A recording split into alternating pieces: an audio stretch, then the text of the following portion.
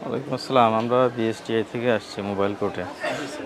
আমাদের এই যে কসমেটিক্স পণ্য, লিপস্টিক, লোশন, তারপরে অন্যান্য যেগুলো আছে এগুলো বিএসটি-এর বাধ্যতামূলক পণ্য। যদি লোকালি উৎপাদন হয় লাইসেন্স লাগে, আর বাইরে থেকে আসলে ছাড়পত্র লাগে। তো আমরা এখন একটু যাচাই করে দেখবো আপনার এখানে কি কি আছে। ঠিক আছে, অবশ্যই দেখেন।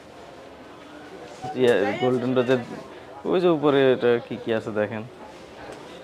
এটা স্যার ইম্পোর্ট হয় না। এটা কি লোকাল? এটা কি লোকাল? লোকাল না, এগুলো হলো স্যার চাইনিজ প্রোডাক্ট। আর ইম্পোর্ট যেটা হয় স্যার এটা, হ্যাঁ, এটা তারপরে বিএসটি আছে, এটা দেখতে পারেন। এটা আমি কোম্পানি থেকে নিয়েছি। হ্যাঁ, নির্বাণা। আমি তো দেখবো এটা। জি স্যার, আপনি দেখেন অবশ্যই। ঠিক আছে, জি জি জি জি দেখেন।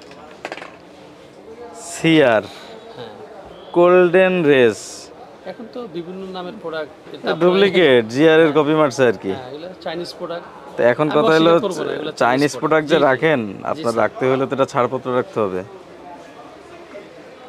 আমি আপনাকে দিতে পারেন স্যার প্রথম অবস্থায়। না, এখানে ওয়ার্নিং এর আগে দিয়ে যাওয়া হয়েছে তো, আমরা তো আজকে প্রথম আসি নাই। আমি না আসি, অন্য অফিসার আসছে তো, আমি না আসি। স্যার মিথ্যা কথা বলবো না, আমি পাইনি। আমি দেখি লরিয়েলের ক্রিমটা। এগুলো স্যার দুবাই থেকে আসে, বাহিরের প্রোডাক্ট, বার্মিজ প্রোডাক্টগুলো যেগুলো। Whitening pearl and snow lotus cream, এগুলোর কাগজপত্র লাগবে তো। আপনি তো এগুলো আদৌ কোয়ালিটি সম্পন্ন কিনা, আমরা কিন্তু অলরেডি 14-15টা ক্রিম নিষিদ্ধ করে দিছি। ঠিক আছে, একটা রাসেল, তারপরে 4K প্লাস, এটা আমরা বিক্রি করে স্যার। যাক, ওনার ধারণা আছে, উনি বিএসটির কাজ সম্পর্কে ওনার ধারণা আছে, বোঝা যায়। 3 মাস ট্রেনিং দিতে হবে ছাড়পত্রের জন্য, এটা তো একটা আপনার কাছে সহজ ফর্মুলা। কথা বললাম আর কি। আপনার কাছে একজন মাল বেচতে আসবে, আপনি বলবেন যে ঠিক আছে এটা তো বিএসটি এর বাধ্যতামূলক পণ্য, আমাকে ছাড়পত্রের কপিটা দেন, এটা ফটোকপি। আমি এটাই করব।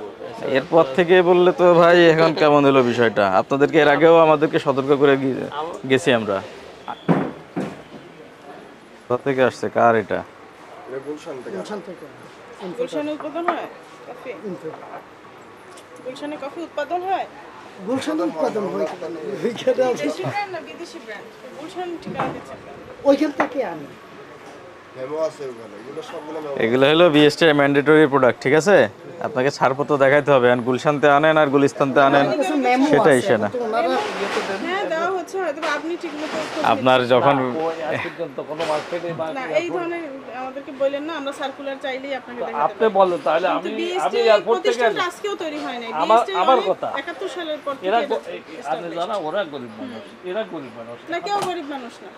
গরিব মানুষ হলে কেউ থাইল্যান্ড থেকে প্রোডাক্ট আনে, যে গরিব সে বাংলাদেশে কোনো না কোনো কিছু চেষ্টা করে। বাংলাদেশের অবস্থা এই কি অবস্থা জানেন আপনি? একটা কথা বলি, আপনি আইন ভঙ্গ হয়েছে এখানে, এই ব্যাপারে কি আপনাদের কারো কোনো ডাউট আছে? আপনি বলেন যে ম্যাডাম আমরা চেষ্টা করব এরপর আইনের আওতায় থাকতে, আপনি এটার পক্ষে জাস্টিফিকেশন দিবেন, এটা আপনার কাছে আমি 100% আপনার পক্ষে। আপনি এই জিনিসটাকে বৈধ, এটা আমাকে মানে বলার চেষ্টা করেন না। না না, আমি বলতে বলি না তো, আমি বলছি কি এটা এয়ারপোর্টই আছে। আপনি বলছেন এটা গরিব মানুষ হয়েছে, গরিব মানুষ এয়ারপোর্ট হয়েছে। থেকে আনতেছে, তার মানে কি আপনি তার প্রতি আমার মধ্যে পজিটিভিটি তৈরি করতে চাচ্ছেন? এই জিনিসটা এমন কোনো প্রয়োজনীয় জিনিস না যে এটাকে আমাকে রুলস রেগুলেশনের বাইরে এনে মানুষের কাছে সাপ্লাই দিতে হবে। এটা এমন কোনো প্রয়োজনীয় প্রোডাক্ট না। কাস্টমস কিছু নিয়ম তৈরি করে রাখছে, ওরা কি করে? মানুষ নিজের ব্যবহারের জন্য কিছু প্রোডাক্ট আনতে পারবে, সেটা সেল করার জন্য না। তো সেটাকে আমরা নিজের ব্যবহারের বলে এটা তো লাগেজে আসছে। আর আমি একই কথাই বলবো যে সার্কুলার জারি করা হয়েছে, আপনাদেরকে বলা হয়েছে, বিএসটি আইন তৈরি হয়েছে। আপনি লাগলে আমরা আইনের কপি আপনাকে দিয়ে যাবো, বা আপনি ওয়েবসাইটে ঢুকলে আপনি আইনগুলো দেখবেন। এই সার্কুলারগুলো আজকে তৈরি হয়নি, 18 সালে একটা আইন তৈরি হয়েছে। একটা আইন যখন তৈরি হয় সেটাই সার্কুলার, আইনের উপরে তো কিছু নাই আছে, বলেন। ঠিক আছে, আচ্ছা, বিশাল একটা কাট দিয়ে দাও।